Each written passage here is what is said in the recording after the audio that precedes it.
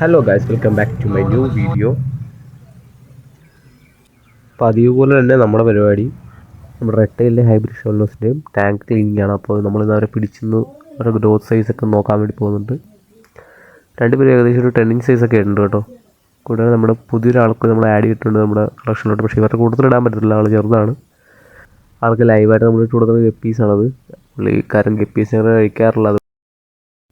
Hybrid ഏതൊരു ഫിഷാണെങ്കിലും അത് handle ചെയ്യണം നല്ല രീതിയിൽ ശ്രദ്ധിച്ച് തന്നെ ഒരു ഗ്ലൗ യൂസ് ചെയ്ത് പിടിക്കാൻ ശ്രമിക്കുക. ഇതിൻ്റെ ഇടയ്ക്ക് തന്നെ എനിക്ക് പിരാനയുടെ കയ്യിൽ നിന്നൊരു അറ്റാക്ക് കിട്ടിയായിരുന്നു. അതിൻ്റെ ഫുൾ വീഡിയോ യൂട്യൂബിലുണ്ട്. അപ്പോൾ നമ്മുടെ റെട്ടൈലിൻ്റെ വിശേഷങ്ങൾ അറിയാം. നമുക്ക് റെട്ടൈലിനെ നമ്മൾ കൊണ്ടുവന്നത് ഏകദേശം ഒരു 4-5 മാസമായി കാണും. 5 മാസത്തിന് മുകളിലായിട്ടുണ്ട്. കാരണം നമ്മുടെ കയ്യിൽ ഇതിന് മുന്നേ പല സൈസിലുള്ള റെട്ടൈൽ ഫിഷ് നമ്മൾ വളർത്തിയെങ്കിലും ഒന്നും അങ്ങോട്ട് സർവൈവ് ആയി കിട്ടിയിട്ടില്ല. ഒരുപാട് ബുദ്ധിമുട്ടായി ഇവരെ വളർത്തിയെടുക്കാൻ വേണ്ടി. അതിൻ്റെ മെയിൻ കാര്യം എന്ന് പറയുന്നത് ഇവരുടെ ഡൈജഷൻ പ്രോബ്ലം തന്നെയാണ്. നമ്മൾ ഇവർക്ക് കൊടുക്കുന്ന ഫുഡ് ഇവർക്ക് ഡൈജസ്റ്റ് ആകാൻ വേണ്ടി ഓവർ ഫീഡ് ആയി പോകാൻ ചാൻസ് കൂടുതലാണ്. അപ്പോൾ അങ്ങനത്തെ കുറച്ച് കാരണങ്ങളുണ്ടാകും. ഇല്ലെങ്കിൽ നമുക്ക് അതുപോലെ തന്നെ ഫിൽറ്ററും ഓക്സിജൻ ഒക്കെ പ്രൊവൈഡ് ചെയ്യണം. നമ്മൾ അതൊന്നും പ്രൊവൈഡ് ചെയ്യണം. നമ്മൾ അത്യാവശ്യം ലോ മെയിൻ്റനൻസിലാണ് ഇവർ നോക്കിക്കൊണ്ടിരിക്കുന്നത്. അതുകൊണ്ട് തന്നെ നമ്മുടെ കയ്യിൽ ഡെത്ത് ഇഷ്യൂസ് കുറേ ഉണ്ടായിട്ടുണ്ട്. ഇവരെ പക്ഷേ നമ്മൾ ഇച്ചിരി കെയർ ചെയ്ത് വളർത്തിക്കൊണ്ട് ഇവർ റേസ് ചെയ്യാൻ പറ്റിയത്. കൈ കൊണ്ട് പിടിക്കണത് ഇത് കണ്ടിട്ട് ആരും കൈകൊണ്ട് പിടിക്കാൻ ശ്രമിക്കരുത്. കാരണം വെച്ചാൽ ഇവരുടെ മുള്ള് ഭയങ്കര മൂർച്ചയേറിയ മുള്ളാണ്. കയ്യിൽ ഒരു പ്രാവശ്യം കൊണ്ടുകഴിഞ്ഞാൽ ഹോസ്പിറ്റലിൽ കൊണ്ടുപോകാതെ ഒന്നും ചെയ്യാൻ പറ്റത്തില്ല. കാരണം കൂടുതൽ പ്രശ്നം ഉണ്ടാക്കുന്ന ഒരു മുള്ളാണ്. നമ്മുടെ ഈ കൂരിയുടെയൊക്കെ കുത്തു കിട്ടുമ്പോഴുള്ള സെയിം ഫീല് വെറുതെ കിട്ടുമെന്നാണ് എനിക്കറിയാൻ കഴിഞ്ഞിട്ടുള്ളത്. ക്യാറ്റ് ഫിഷ് സ്പീഷീസ് അത്യാവശ്യം നമ്മുടെ നാട്ടിൽ തന്നെ ഒരുപാട് തന്നെ കണ്ടുവരുന്നതുകൊണ്ട് ഈ ടൈപ്പ് അല്ലെങ്കിലും ഈ കൂരി, കാരി, കടു എന്നൊക്കെ പറയുന്ന മീനുകളൊക്കെ പോലെ പലരും കണ്ടുവന്നിട്ടുള്ളതുകൊണ്ട് നമുക്ക് അത്യാവശ്യം അവരെ പറ്റി അറിയാവുന്നത് കൊണ്ടും ഇവരെന്തോരം ഡേഞ്ചറസ് ആണെന്ന് നമുക്കറിയാം. കാരി, കടു എന്നൊക്കെ പറയുന്ന മത്സ്യം ഇതിൻ്റെ കുത്തേറ്റതിന് ശേഷം ഒരുപാട് ഹോസ്പിറ്റൽ കേസുകളിൽ വന്നിട്ടുള്ളത് നമ്മുടെ ചുറ്റുവട്ടത്ത് തന്നെ കേട്ട് പരിചയമുണ്ട്. കാരണം അവരുടെ കുത്ത് കിട്ടിക്കഴിഞ്ഞാൽ അത് ചില സമയങ്ങളിൽ നമുക്ക് ആ മുള്ള അവിടെ നിന്ന് ഊരിയെടുക്കാൻ സാധിക്കത്തില്ല.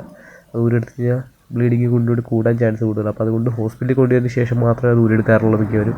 അങ്ങനെ ചെയ്യണമെന്നാണ് പറയാറ്. കാരണം അത് ഇല്ലെങ്കിൽ അത് പിന്നെ ഇച്ചിരി ബുദ്ധിമുട്ടാകും നമുക്ക്. അപ്പോൾ അങ്ങനത്തെ ഇതൊക്കെ ആയതുകൊണ്ട് നമ്മൾ ശ്രദ്ധിക്കേണ്ടതാണ്. ഇതിപ്പോൾ ഞാൻ വീഡിയോയുടെ പർപ്പസിന് വേണ്ടി എടുത്തതാണ്. ഇതേ ദിവസം തന്നെയാണ് എനിക്ക് ആ പിരാനയുടെ കയ്യിൽ നിന്ന് ബൈറ്റ് കിട്ടിയത്.